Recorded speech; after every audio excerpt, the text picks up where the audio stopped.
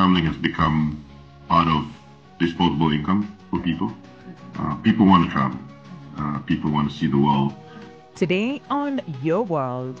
In Kenya, you would need to go up to Abu Dhabi or Qatar or Dubai to connect with those regions, right, to go south. So it's quite a backtrack. So now with direct flights, I think it will be great. And it will be shorter. Flights about 8.5 hours to 9. We want to make sure that, like I said earlier, that we want to make sure that people have the opportunity to fly as much as they can. And one of the roles that we want to do as well is to make sure that we fly to many new destinations.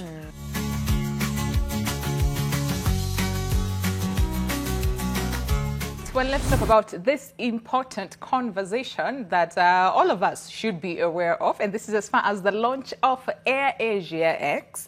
And we're going to speak to Mr. Benjamin Ismail, all the way from Malaysia, who's the CEO of AirAsia X. Good to have you, sir, this morning. How are you doing? Good morning, Winnie. Thank you for having me. Feeling great. Yeah. So I'm quite excited actually to be on this interview. Thanks for having me. All right. How's Malaysia right now? It's good. I mean, it's been raining the last few days. But I think during the mornings it's sunny and cool. So not too hot, which is great. Yeah. So yeah. I know some of us in Nairobi are a bit cold, but it's a good thing. So it's a very important day for you. We're having a very important conversation. This is the launch of AirAsia X, all right? But before we talk about the launch and why it's important, I'm just curious to understand AirAsia, right? For someone who's, getting to hear the term for very first time right here in the country. Okay. Who is AirAsia? Well, AirAsia, we started close to about over 20 years in Malaysia. We are a low-cost carrier, similar to like the Ryanair, the EasyJets of the world. So we're one of the first in Asia to be set up. We started off in Malaysia with Airbus aircrafts, A320s. Then we expanded into a franchise in Thailand, and then Indonesia, then Philippines. Then, of course, after that, the owners decided to start a wide-body operations called AirAsia X, which really operates larger planes that just fly to longer destinations. Generally, the flights there are more longer than 4 hours. Australia, Japan, of course, Kenya coming up, Middle East, Central Asia, while the shorter haul, which is the A320, operate within Asia Pacific within 4 hours. So at the moment we are the largest low-cost carrier in Asia Pacific. We have close to about, I would say, 300 planes in total, the small planes and the big planes. So that's AirAsia for you. Okay. And you talked about 200 more than 200 aircrafts right now, but that was not always the case. I mean, there's an interesting birth story as far as AirAsia is concerned. 2001, you only had 2 aircrafts, right? And then over time, right about now, you have 200, aircrafts with 21,000, staff. And this is across, the different parts. You talked about Malaysia, Thailand, Indonesia, and Philippines, as well as Cambodia. So can you take us back to that very interesting birth story as far as AirAsia is concerned? Yeah, I mean, I think Tony bought over the airline for about $1. It was a small airline back in Kuala Lumpur. He bought it for $1. And at that time, they had old planes. They were Boeing planes for about, 20 years old.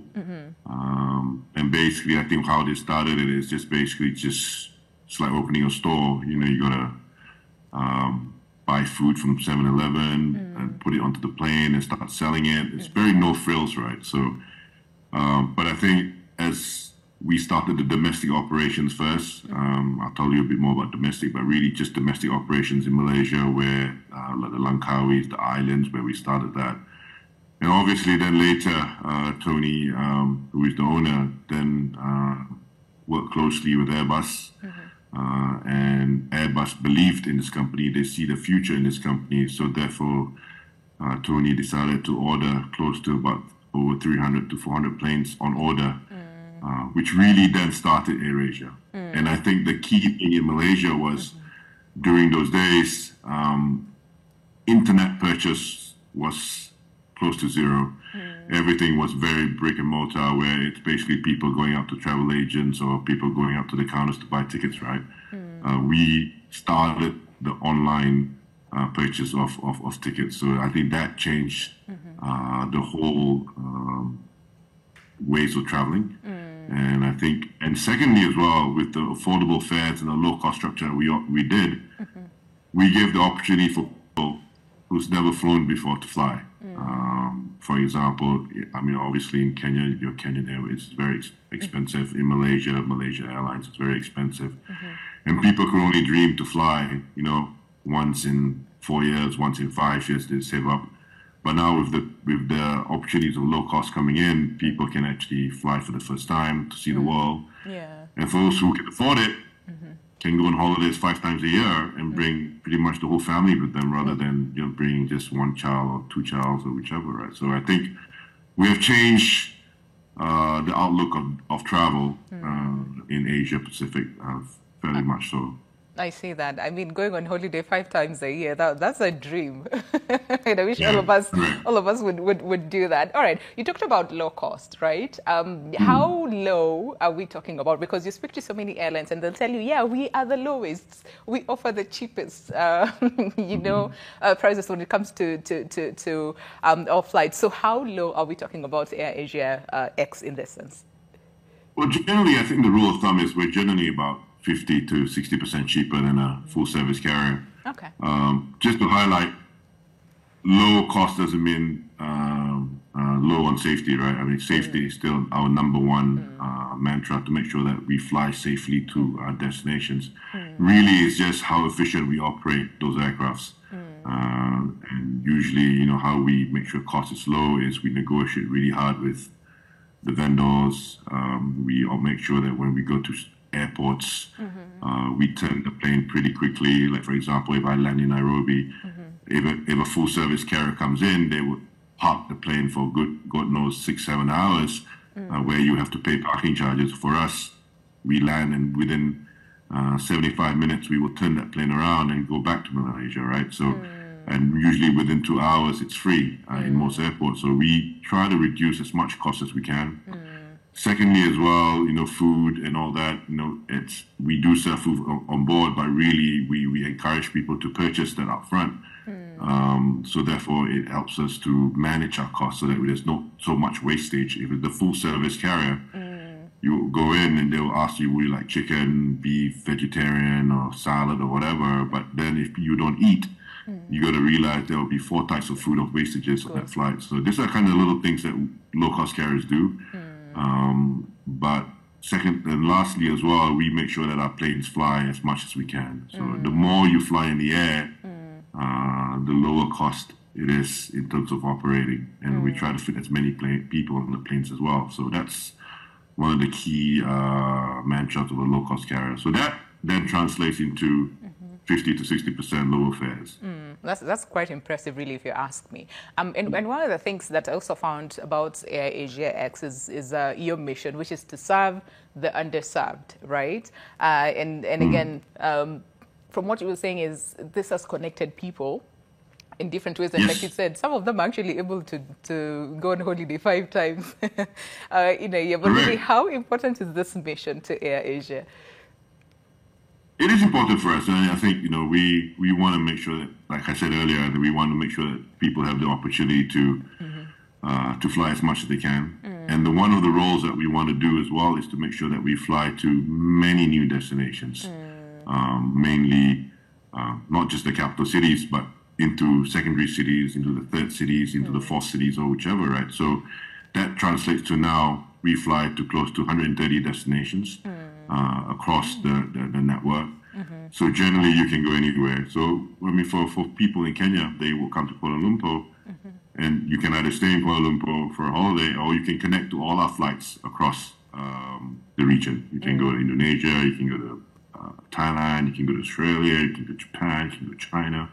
It's massive. So, and that just gives you the opportunities. And also, we just want to make sure that we connect people who has never had the opportunity to connect to their homes, to visit their families and such. So, for example, in Kenya, you would need to go up to Abu Dhabi or Qatar or Dubai to connect to those regions, right? To go south. So it's quite a backtrack. So now with direct flights, I think it will be great, and it will be shorter. A flight's about 8.5 hours to 9, and you can already be in Asia pretty quickly rather than a 16 or 18 hours flight, right? So that's the positioning that we're going in as well with all our destinations that we fly to. And as the tagline goes, now everyone can fly, yeah? Correct. All right. So let's talk about Kenya specifically, and the launch of Air Asia X. And like you pointed out when we started the conversation and said X is one of the biggest flights that will be operating Kenya and Kuala Lumpur. So want to take us through when is the Air Asia X launching in Kenya? Kenya? The great news is we'll be touching down on November 15th in Nairobi, so we're quite excited. It's our first foray into the African continent. So Kenya is our first investment in, so I think it's great. As I know already, Nairobi is a hub for Africa to go out, so I think it's going to be massive. So we want to make sure that we bring people into Kenya to see your beautiful country. And also we want to make sure that we bring people out of Kenya to see the world and have an opportunity to see the destinations that we offer on AirAsia. I like that, because I was about to ask why Kenya and why not any other African country, but I guess you've pointed that out. So a lot of Kenyans, would want to understand. So November 15th is when the flight is launched, or the first takeoff? It's the first takeoff. We've already sold our tickets 2 months ago.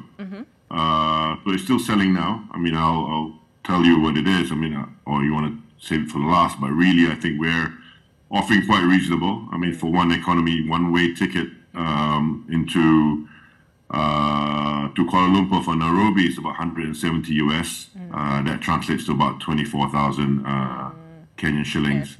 And if you also want to travel in style, we do have business class, in a very low-cost way, where you can actually pay about 500 US, which is really cheap.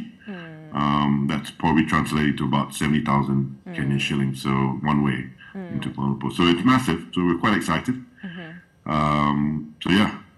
So very cheap. Yeah, I see that. And of course, you would say that because, again, a lot of Kenyans were like, yes, the more affordable, the better for us, because we like to travel, but at the same time, cost is usually, a big aspect for so many travelers who are looking to, go to different parts of the world and, see and experience different parts of the world. So far, like you said, you started selling tickets, a while back. How is that going? Are people more responsive? It's been great. It's been great, actually. It's been surprising. We expected, when we did our study into the market, we were really expecting a lot of travelers coming in from Kenya.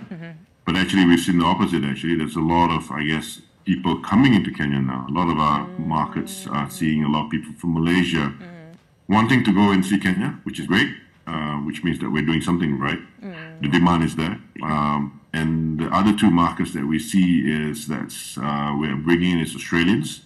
I think it's a lot of those are Kenyans living in Australia wanting to go back. And of course, all your business travelers from China, which is massive. And of course, we see also a bit of Kenyans also coming into Malaysia and connecting to some of the other destinations that we operate, which is great. Yeah, because then that promotes tourism in different countries. Again, that's Asia goes, which, like you said, it's not just going from one destination to the other, but there's also that whole aspect about interconnectedness. So can we really address that whole aspect about interconnectedness? So what are some of those destinations that Kenyans can actually go through Air Asia? Well, I think the key ones, I think, obviously in Kuala Lumpur, we connect to, like I said, to 130 destinations. The key ones potentially would be Indonesia, the likes of Bali, Jakarta, and all that, all the islands. You can go to the Philippines, where it's the Manila, the Calibos, and the Boracay of the world. Obviously, you can stay in Malaysia and fly domestically and see all the nature of the beauty of Malaysia, which is great. And of course, we fly to 22 cities in China, which is we're one of the largest, actually, no, we are the largest foreign carrier going into China. So that's a strong point. And obviously, for a lot of Kenyans living in Australia, we fly into Australia, we fly to Perth, Melbourne, and Sydney. So massive. So a lot of opportunities, a lot of destinations. And obviously, there's also other North Asia routes that you can see. You can come to Kuala Lumpur and go see Korea. You can go see Japan. We fly to at least 3 to 2 cities in those areas, or Taiwan. So a lot of destinations, actually, to be honest. And that's really quite impressive. So how many times in a week will Air Asia be flying? We're flying 4 times a week into Nairobi. Okay. And obviously, if it's really doing really well, we will always just grow it effectively into maybe daily operations.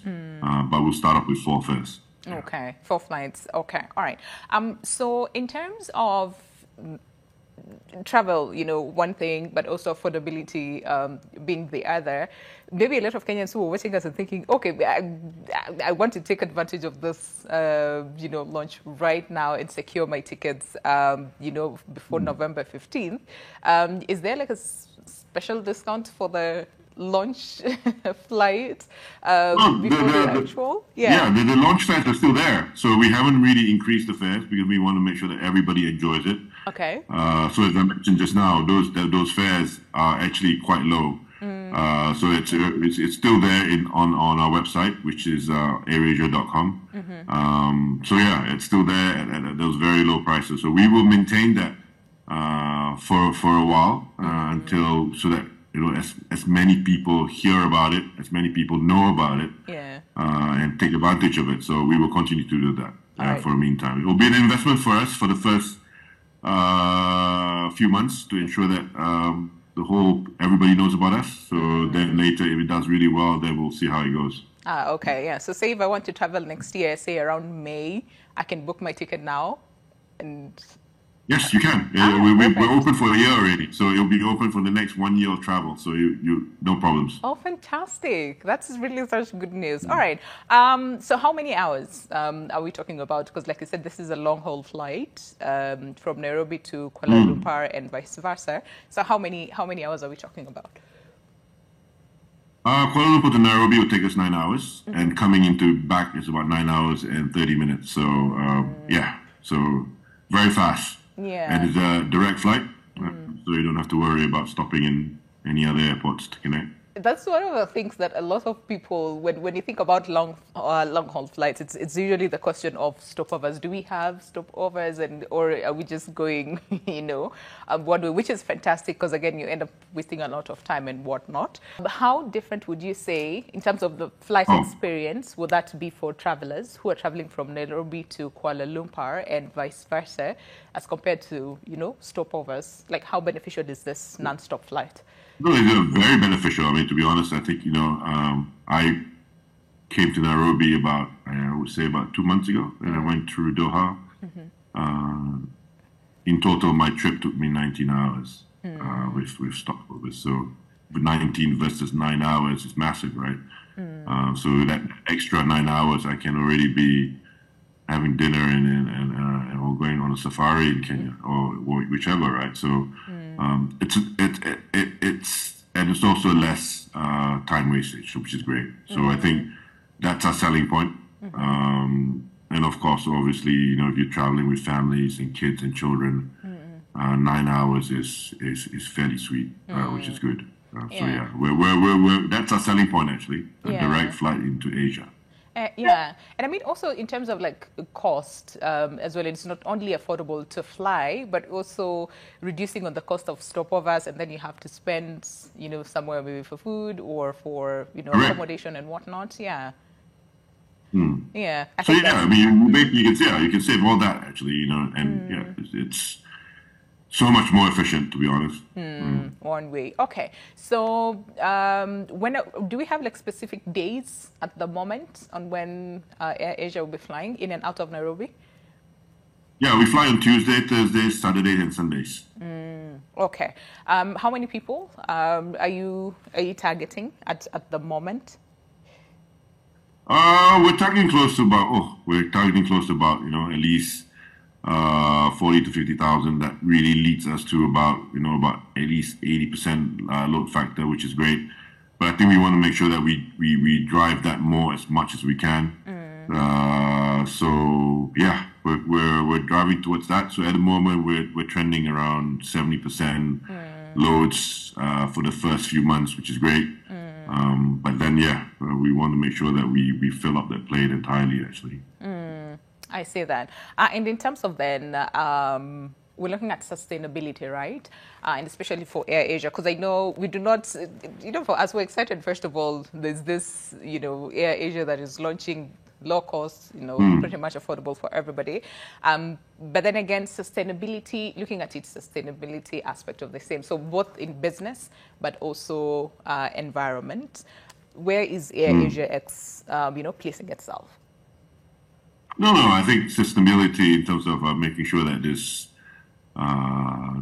route is sustainable. I think we're working towards that as now that more in the environment. They're pushing towards sustainability. I think for us, the key thing is to ensure that at the moment, like I said earlier, no wastage is one thing. We're going to make sure that we don't waste too many food on the planes. We are looking now into sustainable fuel to make sure that we use sustainable fuel as well for our flights. But and I think next year or the year after, I think we're going to be adopting also a carbon fee to ensure that those carbon fees are reinvested into the environment. So these are the kind of things that AirAsia is looking to. So yeah, we're working towards that. But yeah, rest assured that we're working towards a sustainability kind of airline. I see that. So in terms of the business aspect of the same, I mean, you said there could be a lot of wastage, when it comes to like flights and aircraft. So can we talk about how then that translates like the cost to, the flights, right? How much of a cost is that to, I would say, air carriers out there? Because some might consider, I don't feel hungry, I don't want to eat, that food will be discarded. Yeah. So do you want to just take us through how that, So I mean, in terms of food, I think it is very straightforward. I think we're encouraging people to buy food, buy baggage up front. Reason being, food is of course wastage. We want to encourage people to buy, and we also encourage people to buy up front. If you buy up front your food, it's at least 20% cheaper online. If you go on the plane, we do sell food as well, but it's slightly more expensive. So we're trying to discourage people to buy on board, but more earlier up front, so that we can make sure that there will be no much wastage on the flights. Secondly, as well, is trying to encourage people to buy baggage, pre-booked baggage as well on board. I mean, pre-departure. So that reason we do that is it then helps us to predict the amount of fuel required for the flight. Because once you load too much fuel, the plane becomes heavy. That leads to the question you said, whether it's sustainable. We're burning unwanted fuel. So we want to be sure that we fuel up right enough just for passengers, the right baggage, the right food, and ensure that we come back safely. So that's important. A lot of other airlines don't do that. They just pretty much just fill the fuel tank right to the top, and when it comes back, there'll be that wastage of fuel in that aircraft potentially. I see that. So when I'm buying the tickets, I'll just buy the plane ticket in itself, and then buy food separately and baggage separately. Okay, and like you said, correct. So basically, when you see the fare now, the one I quoted just now, which is 170, that's just a fare. Okay. And basically, if you decide to go there with just with a handbag, then you just pay 170, right? But of course, you can also buy baggage. You have the opportunity to buy baggage at 15 kilos. Can buy it 20, 25, 30, whichever. And then you can also buy your food.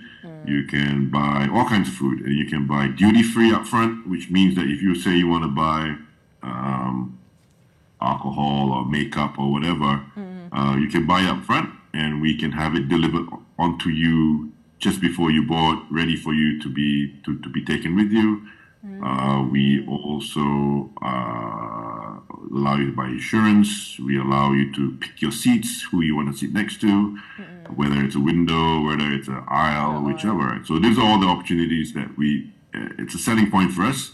But, at the end of the day, you can not choose to use all this and get the value of just flying with a handbag, right? So, yeah, we want to give travelers a choice rather than forcing it and charge high fares. And where you do things that you don't like, because for full service carriers, they will offer you, let's say, a $3,000 fare. It includes your 4 choices of food, it includes your baggage and all that, but you may not even use it.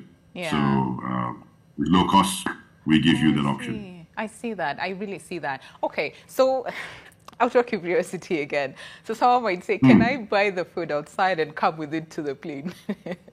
Yeah, I mean,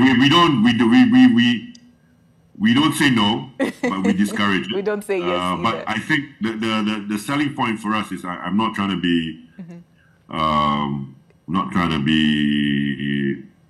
talking good about it, but I think our food on board is really, really good. So I think a lot of people talk about our food.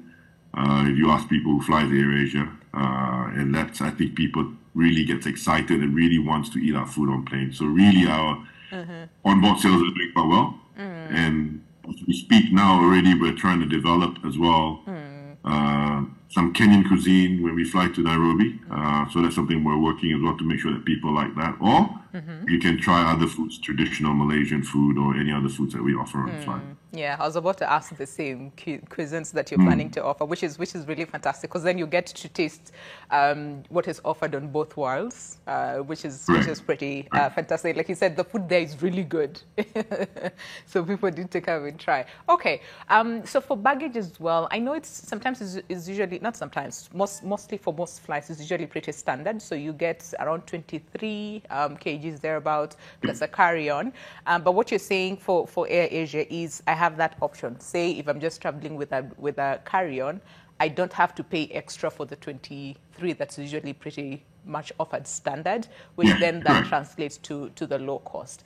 Is there then a limit? Because I know, especially for us women, we'd like to have our makeup bag. We'll have to have a separate bag for our shoes, a separate bag for our clothes. So do you have a limit in terms of how much one can buy? No, there's no limit. I mean, there is a limit, obviously, because then if you buy it too heavy, then we can't even lift it into the plane, right? So, but the key point is, like I said, we offer in the range of 5s. We start as low as 15, and we go all the way up to 60 kilos. You get a few bags or 2 bags or whichever, as long as it's under your booking, you can do that. And if you don't choose to buy anything, you can carry a hand carry up to 7 kilos. Okay. Such an exciting day for AirAsia, because on November 15th, they will be launching non-stop flights from Nairobi to Kuala Lumpur. So if you are watching us and thinking, I have wanted to go to Malaysia for a very long time, and then maybe you need to start thinking about purchasing your tickets as soon as now, because Mr. Benjamin Ismail, who is the CEO of AirAsia, is right here with us to help us really understand what difference will AirAsia X make to all travelers who are planning to travel from Nairobi to Kuala Lumpur and vice versa. And just in case someone is tuning in right now, Mr. Benjamin, do you want to take us through, first of all, this launch, which we said will happen in November 15th? So what are we doing? What is happening as far as AirAsia is concerned? How many days in a week are you planning to fly? And the cost aspect of the same, just in case someone is tuning in and missed out on the first part of the conversation. Hey, everybody. We just want to let you know that AirAsia the biggest low-cost carrier in Asia, is flying into Africa. It's our first foray into the continent, and we're coming into Nairobi. We're quite excited. We will be flying 4 times a week, Tuesday, Thursdays, Saturday and Sundays, starting from the 15th of November. And obviously, I think one of the key things that you guys have been waiting for is low fares. And with the fares that we're offering, we're looking at about 170 US one way. And obviously, if you want to travel in style in a flatbed business class cabin, we are offering that close to about 500 US one way and into Kuala Lumpur. But obviously, Kuala Lumpur being the key destination, you can go onwards as well onto other 130 destinations that AirAsia offer. So stay tuned. But the most important thing is you can get your tickets on airasia.com or our local representative in Kenya, which is Magical Aviation. You can go there, their travel agent for us, and you can get tickets there as well. Oh, I see that. All right, Magical Aviation right here in the country if someone wants to book their ticket. Fantastic. All right. So low cost, like you said, which is really good, and people can travel to other, over 130 destinations through AirAsia, which is cool. But can we talk about travel, trends that you have noticed over time? What is it? What has changed? What has improved? And what are some of the areas that maybe needs to be strengthened or improved? What we noticed about travel now is traveling has become part of disposable income for people. People want to travel. People want to see the world. We now live in a world of digital media where you see TikToks and Instagrams and people are just going all over posting pictures and people want to go. So really, I think now people are just flying once or twice a year or more than that, and just want to go to new destinations, new places they want to be taking pictures of, right? So the key trends that we've noticed now is people just want to get to A to B at the lowest cost available, and we will offer that, and really spend whatever balance they have on hotels, food, and shopping. If you were to fly a full-service carrier, which probably offers 50% more fare, that extra 50% could have been spent on a nicer hotel, more food. So yeah, the trends now is that's why low-cost carrier is very popular now in the world. So therefore, we want to provide that opportunity for people to fly with us.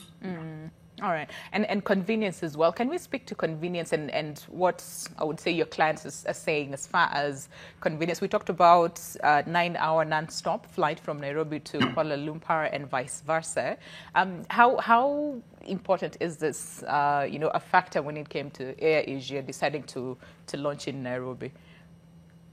Yeah, because I think that's a very big factor. When we analyze Kenya as a destination, or well, even Africa, we realize that Nairobi is the hub for Africans to go out to the world. They will use Nairobi as a center and catch flights onto either Middle East to connect or vice versa. So that's why we want to move in. So the traffic there will be massive for us. And now what we will have is basically you don't have to worry about going to the Middle East or any other continents to connect. You can go direct into Asia Pacific to Kuala Lumpur for just 9 hours versus 16 to 17 hours that you have. But something that I forgot to say as well, if you were to connect to all our other flights, the 130 destinations that we operate, usually your minimum transit time will only be about 2 hours, which is great. That is the selling point that we will have. And why it's only 2 hours is because in our region, a lot of the flights, destinations that we operate, we have a lot of frequencies. For example, to Singapore from Kuala Lumpur, we fly 11 times a day. Into Bali, we fly 12 times a day, vice versa, right? So there is that opportunity to connect onto those flights quite easily. So that's the selling point. That's the seamlessness that AirAsia offers versus other airlines that you'll see in the market now. And then can we talk about then the benefit for the two countries, that is Malaysia and Kenya, in terms of tourism? Because like you said earlier on, when you opened up the tickets, it did very well in Kenya, but also what was interesting that Air Asia noticed is that a lot of people actually want to come to Kenya, and the tickets, sold pretty much fast. So in terms of like tourism and even economically, how would you say Air Asia is promoting both, that is tourism and as well as the economy for both countries? Yeah, I mean, I think, first of all, I just want to say thank you to Kenya Tourism. They've been very supportive of us coming in. They've been helping us to make sure that we provide the right information. But I think the important thing is what we have done is we've been spending quite a lot of time educating people about Africa, about Kenya. People seem to think that it's very expensive over in Africa. And secondly as well is people get turned away at the cost of going into Africa. As like I said earlier, going into Nairobi via Dubai or whichever, it's very expensive now. And now we have the ability to offer it at 60% lower, which is great. And two as well is we are telling people the opportunities about safari, the things that you offer, the beautiful things that you offer in Kenya, which you can't get anywhere else. And we are making, and people are very excited about that because I think safari has always been one of the key bucket lists for people who travel. And now with AirAsia having direct flights, that has opened up. And vice versa as well, we are making sure that we want people in Kenya to see the world. We want people to see Malaysia. We want to see them to see the beautiful nature side of Malaysia. And also we want to make sure that they get to see it, a lot of the other countries in the region as well, which I think that's something that we're working. So therefore, when we're marketing, we're not just marketing Malaysia, we're marketing the network that we operate together as well for people. Yeah. What is it that Kenyans then, okay, not Kenyans, but because we have a lot of people traveling from, other parts of the country come to Kenya to connect their flights to other parts of the world. So what is it that they should expect when they visit Kuala Lumpur and, of course, Malaysia at large and other destinations, but Kuala Lumpur to be specific? Well, Kuala Lumpur, I mean, I would be very biased. I mean, I grew up here. It's a beautiful place. It's a very it's very close to nature, similar to Kenya, but it's more rainforest. The beaches are beautiful. A lot of history, a lot of culture. We have different cultures here, close the Malaysians, the Chinese, the Indians, the Christians, and everything else. All the dynamic cultures. But I think the most important thing that we have is the food.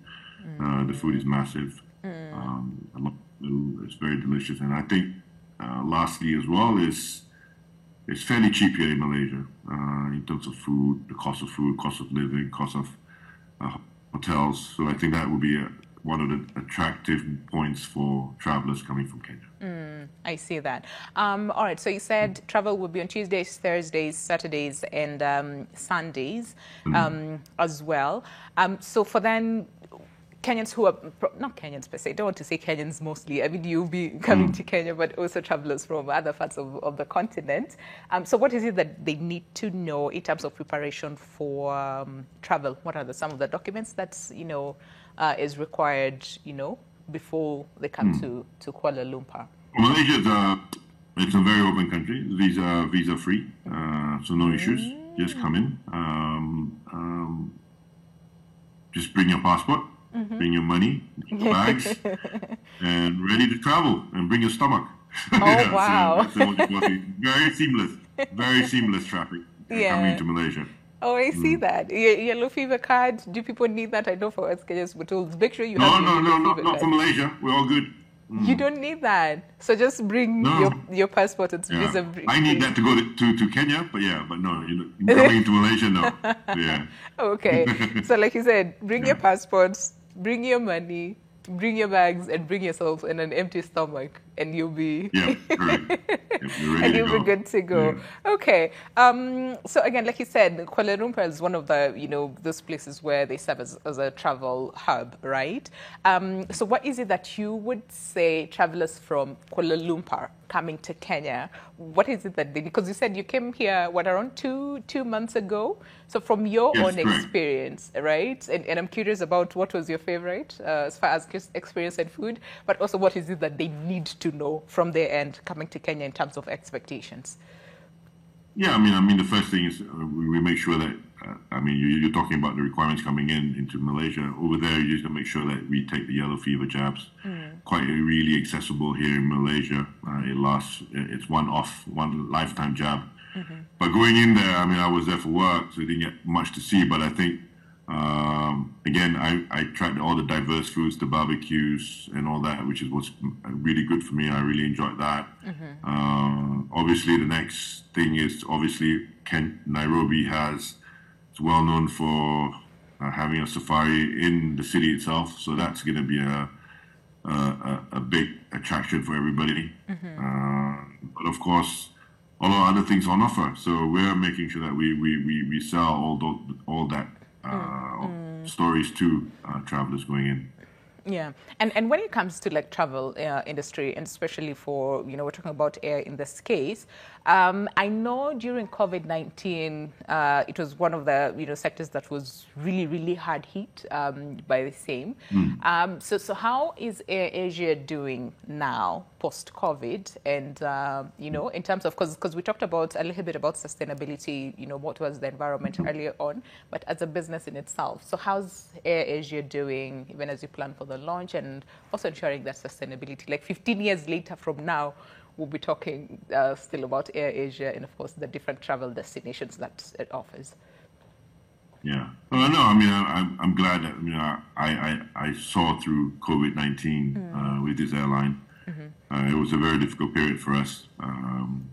We had to pretty much stop all operations at one stage. And we had to make sure that one of the key priorities for me as a boss is to make sure that my staff is well taken care of. And we did that, right?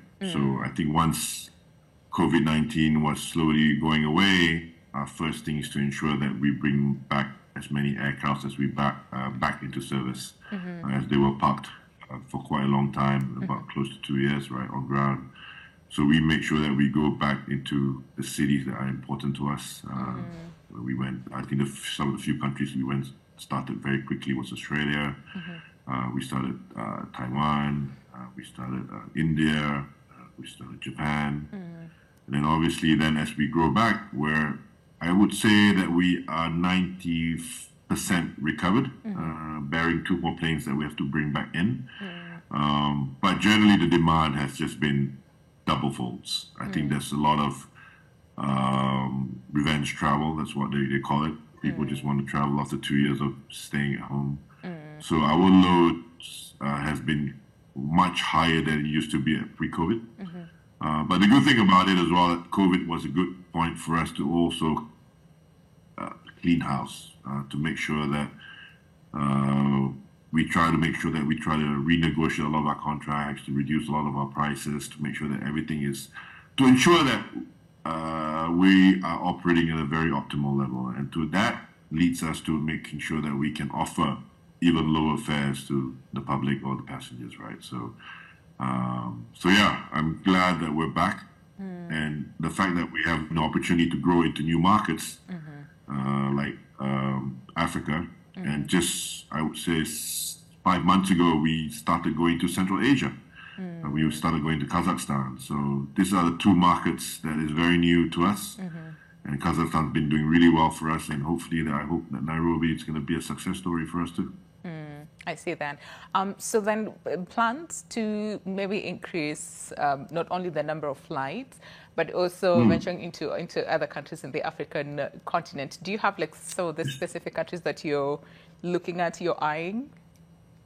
Yes, we do, but I don't want to say it here because then people might get too excited. So, but I think the most important thing is to make sure that Nairobi is a success first. and then we can look into the others as well. So there's a lot of others as well that we're looking. I think once we announced Nairobi, every other country in Africa has been in touch with us. So we're just making sure that we don't go too fast. Just make sure that Nairobi is a success story first, and then we can start another one. Yeah. I mean, yeah, I was going to ask, okay, do you have timelines? But hey, let's launch fast and then measure the success as far as Nairobi. And then maybe we can have a different conversation about, timelines in terms of the different countries that you look to venture into. So in terms of ease of operations, what would you attribute the success of Air Asia, and now that we're launching Air Asia X in Nairobi? So how would you attribute that? Because like you said, parking less than 2 hours, after the plane has landed, there's that ease of extending before another takeoff.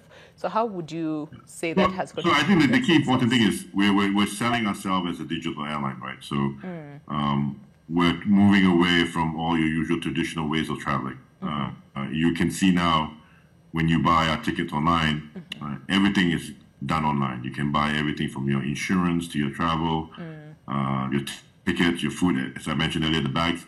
But now as well, in our website, we do offer hotels, we offer taxis, we offer tours and everything. You can buy all in one go. And that makes your life much easier. And in airports, we try our best to make sure that we work with the right airports. We go to the right terminals. We want to make sure that traveling is seamless. We encourage online check-ins. We make sure that you can just drop your bags and just go straight into the aircraft. So we make sure that we're trying to make your travel as painless as much as we can, and make sure that it's seamless to travel. So we're a very, very, very digital airline, and to make sure that you see less people, but more machines, to make sure that it's easier for people. Oh, I see that. Yeah, I mean, in this day and age where convenience is key, people want to do everything online so that we do not have to, go through all this trouble. Okay. So you said, first of all, you want to see and then hopefully see Nairobi as a success, and Kenya, with the launch, and then think about venturing into some of these other countries. So I'm curious, what exactly does success, like, what is it that you as a CEO would say, you know what, this is actually a success? How do you quantify that? All right, one is obviously on a financial side, I have to make sure that this route is making money. Then I can just justify to my board that it was a good decision. Two, I want to make sure my flights are full. I want to go flying with half full or half empty, or to make sure that we're just getting by with this route. I want to be sure that we're full.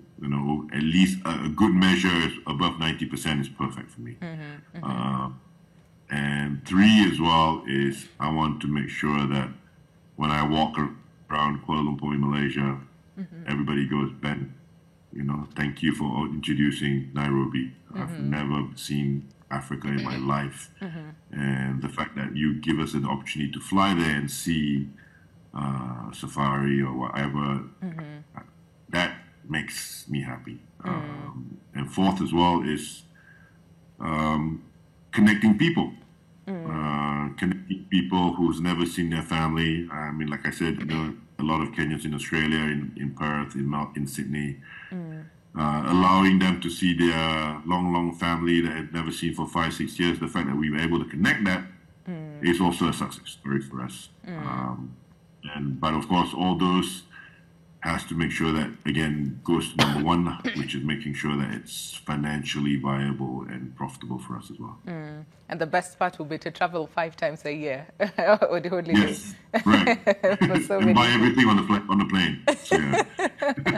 All right. And also, there's also Air Asia's alignment, and this is as far as with the UN Sustainable Development Goals. I know we talked about sustainability a little bit earlier but then again, what are some of these other goals that Air Asia is aligning itself as far as the UN Sustainability, or SDGs, Sustainable Development Goals? How are you aligning yourself? Yeah, I mean, I think we're, like I said, I think the sustainability thing is a goal that we've just started within the organization.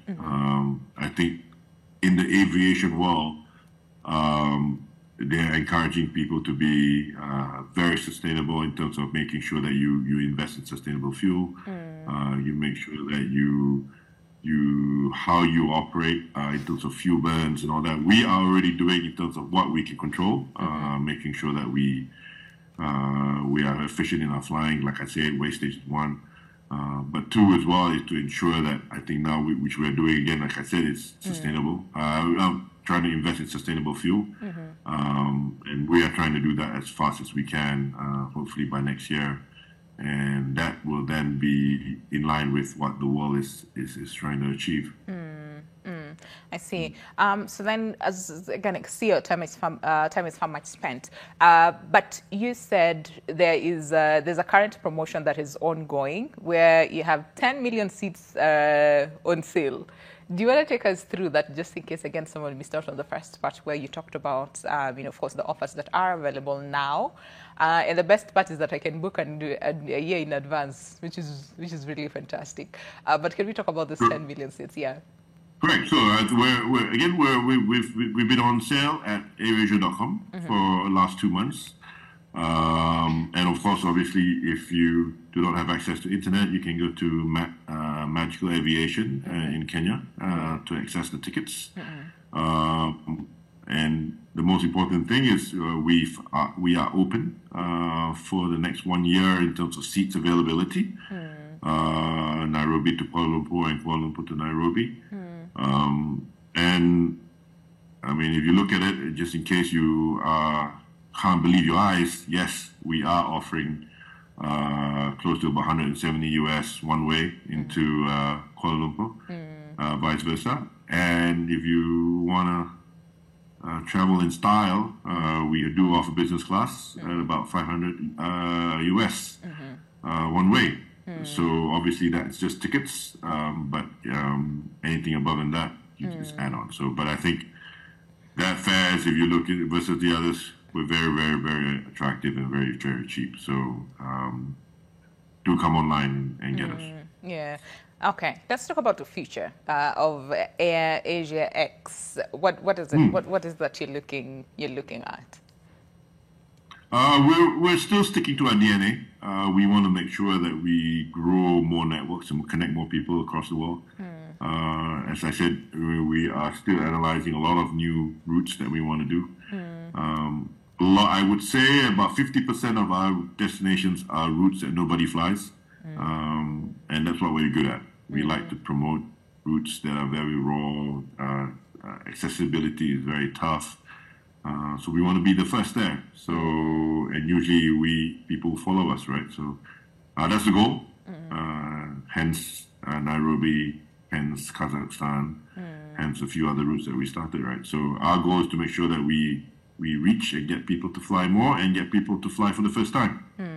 And starting with the 4 flights here in Kenya, but what is it that you're predicting? Like maybe in the next few years, the frequency of the flights and the number of flights as well. Do you have a specific number that you're looking at? Yes, my goal is to make sure, I tell my team, is we want to make sure that we have a daily product because that makes life more easier. Usually when it's a route that is fairly new and we want to make sure that we're testing it out, we start off very modest first with 4.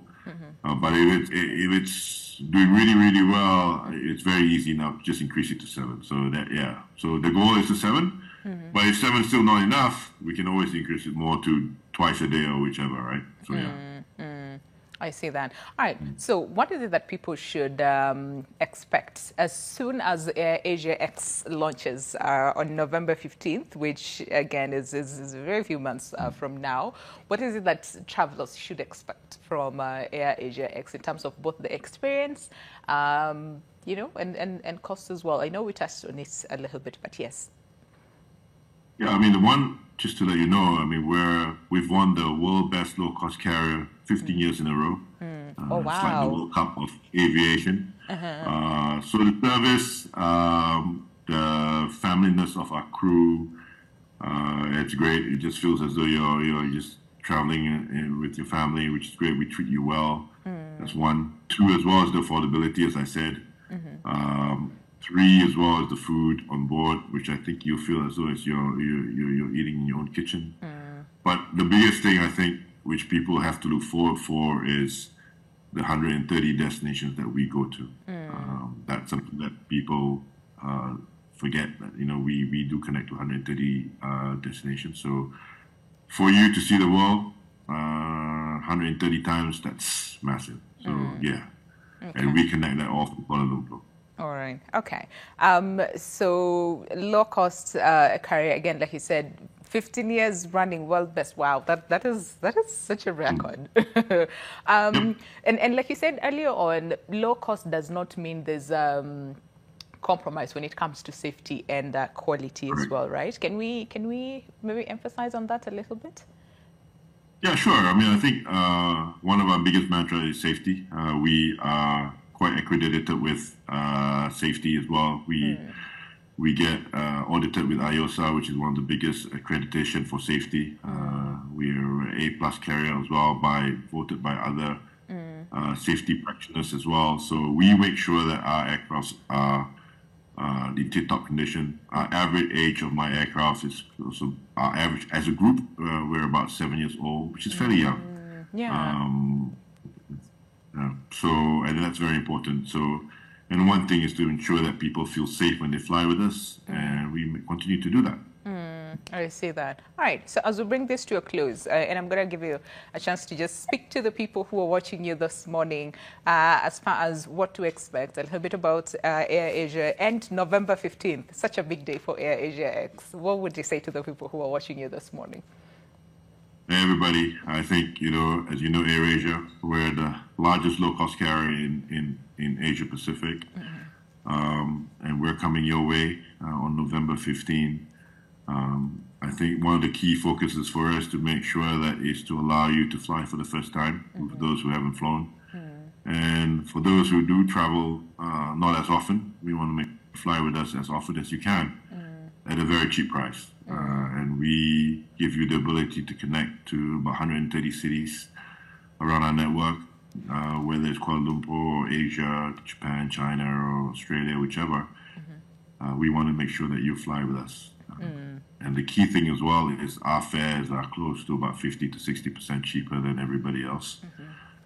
It doesn't mean that we're not safe. We're very safe. We have won the World Cup of Aviation 15 years in a row, the world best low-cost carrier.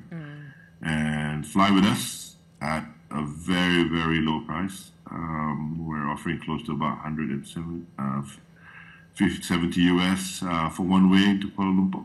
And if you want to try a business product, we're traveling at about 500 US.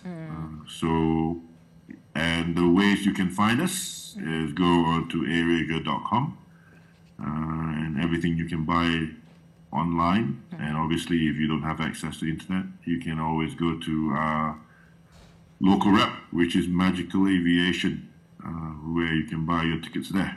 So I'll see you guys on the November 15th. I'll be there into Kenya. So hopefully, please support us, and we'll see you. All right. Yes, we hope to see you on November 15th during the launch of Air Asia X. Like you said, one of the biggest the air carriers. You said A380 is what will be? No, A330. A330. Okay. All right. Yes. So we look forward to that as well, and look forward to seeing you as well during the launch, and that is on November 15th. And like we said, there's an ongoing promotion, 10 million seats. You said, people can buy at low cost. The prices that Mr. Benjamin has talked about, but also the fact that you also get to buy your own food and your baggage. So for those people who like to carry extra, okay, you have an opportunity to buy, the baggage that you seem fit for you. But for now, allow us to say goodbye. Thank you so much, sir, for your time, for speaking with us this morning. All the very best during the launch. And we hope that, yes, it goes, it is successful, like everything goes well, and this becomes a success to you as Air Asia X. So thank you very much. All the very best. All right. Thank you, Winnie. Take care. All right, you too. Bye-bye. All right, we have been speaking to Mr. Benjamin Ismail, who's the CEO of Air Asia X. Now you have all the information you need to have. And if I were you, I would take advantage of the ongoing sale, okay, and get yourself tickets. And remember, like he said, you can book up to a year upfront. So if you're planning to travel in 2025, December 2026, you can still buy your tickets right now. But allow us to say goodbye. My name is Winnie Lubembe. Enjoy the rest of your day. We'll see you next time right here on Your World. Until then, stay safe and God bless. Goodbye.